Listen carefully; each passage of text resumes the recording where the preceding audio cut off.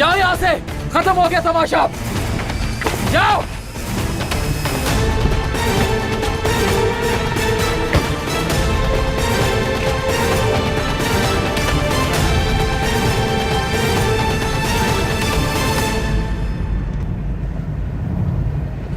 तुम क्यों आई वहां पर?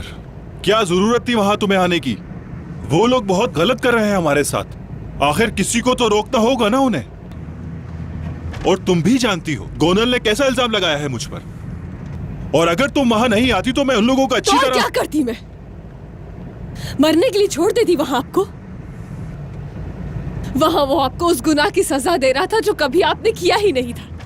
मैं उसे इजाजत नहीं दे सकती आपके साथ ऐसा करने की।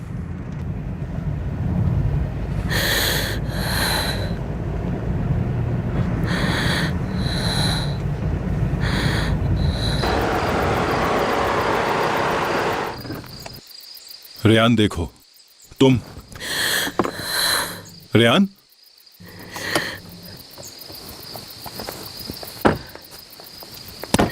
रेयान,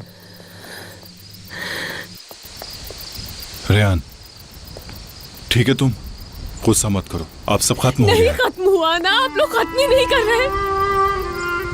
रोज रोज के तमाशों से तंग आ गई हूँ मैं आजाद। मीरान और आप जहाँ एक दूसरे को देखते हैं, कोई वजह हो या ना हो, एक दूसरे से लड़ने लगते हैं।